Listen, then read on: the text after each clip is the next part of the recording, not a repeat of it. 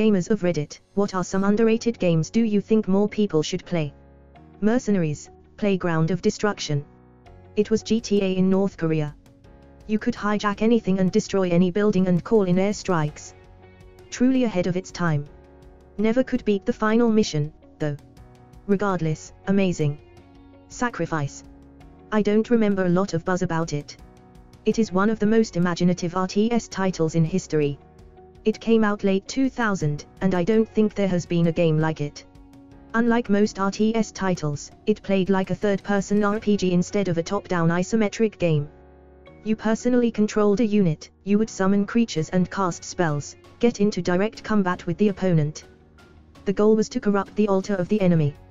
You play a wizard in service of one of a pantheon of gods. The campaign is well told and imaginative. You show up after a catastrophe destroyed your reality, one that you might have caused, in some ethereal realm, and the gods there try to seduce you to their side. Every mission, you can choose to serve the same god or a different one, gaining new spells and summons each time you essentially build your repertoire, this way, similar to an RPG, since you keep your old selections.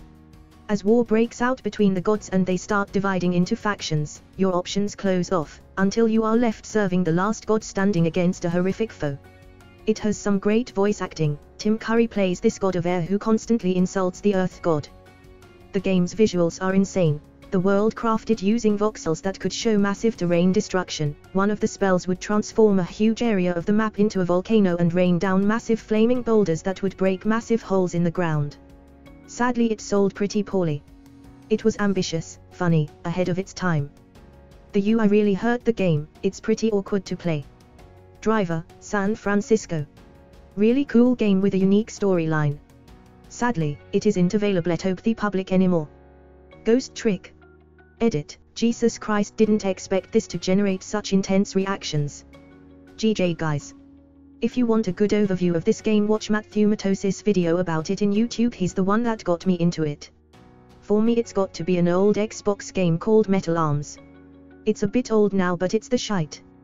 They were going to do a sequel, but the company was bought out or bust or something. Custom Robo on the GameCube. Gun. It was a 360 launch title. I want it remastered so badly. One of my faves. This game was amazing. I remember being disappointed that Red Dead Revolver was going to get a sequel but Gun didn't. Little did I know that RDR was basically exactly I wanted in a Gun sequel. Bigger map, more quests, better gunfighting. I'm still sad that Redemption barely had any connection to Revolver. I ducking played through Red Dead Revolver probably close to 20 times as a kid, both with new and old save files. Hell, even just playing the multiplayer versus the bots was fun. My summer car, it's like a car driving simulator that takes place in IIT's Finland. You build your car, in the meanwhile you do dumb shite driving around and interacting with all the drunk men in the map. You can get drunk too. Kinda a trashy game but still fun.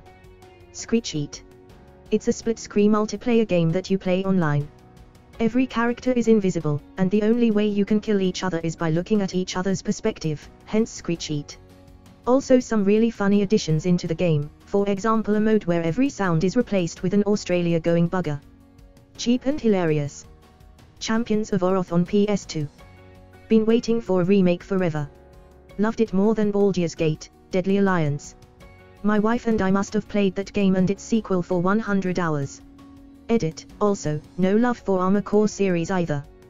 Damn lol, when I wasn't killing vampires in a black pit in Champions, I would destroy mechs in a parking garage, p. This game ruined my and my friend's high school GPA. I remember playing with my friend who was a level 50 archer, and after he died I picked up a rare level 50 bow, Myrmidon, then accidentally died as well, losing his ultimate bow forever. He was so upset about it lol. Dark Messiah of Might and Magic. It was one of Archie Studios' earlier games, so fans of Prey and the Dishonored series might like it. The Xbox port was pretty weak in regards to the RPG elements since they made it all very streamlined for some reason. However, the original PC version gives you much more freedom to customize the protagonist. It runs off the Source engine, so you know the physics will get whack as hell. Plus you have a kick ability to make it even more wackier, turning it into the adventures of Sir Kixalot as you launch orcs, goblins, and the 5 Voiceline Necromancer guards into spike walls and off cliffs. God had, I know, the gameplay is a little clunky. But I'll be damned if it isn't funny. Split Second. A very good racing game with the added element of trying to destroy the other drivers with explosions. PS, you wrecked yourself. Came here to post this. That game is amazing, my favorite racing game ever. Oh, you are leading the race. It would be a shame if a collapsed a ducking dam on your ass. IRC, you can find it on the Xbox Game Pass. Shame the studios which made it ended up being shut down. Keshi. It's kind of a ducked-up dystopia game that takes place in some barren hellhole. Not your typical AAA titles. More PC and independent. Lower budget. But as a gaming experience, I think it captures the very essence of what an organic gaming experience to be. The game itself is kind of this ducked-up scenario and places you in the middle of it. Rise or fall, it almost feels like it's up to fate. But the cool thing is that your player gets stronger with repetition. So as long as you're alive, you've got a shot. Even if you're a bleeding, limbless, and crawling great distances starving. A scenario all too common in Keshi. Genie d'Arc on the PSP was ducking fantastic. I hoped for a sequel or at least another game from the developers. It's honestly the only reason I haven't sold my PSP. Stars Age Tribes. Came out in either 1998 or 1999, but was one of the first games that used projectiles and mid-air combat. The base game itself was pretty awesome, but what made it incredible was the extensive modding community. Full-fledged RPGs with unique textures, maps and NPCs. The game is pretty much dead now, but still has a few active people and servers. Might be more nostalgia, but what an incredible game and player base.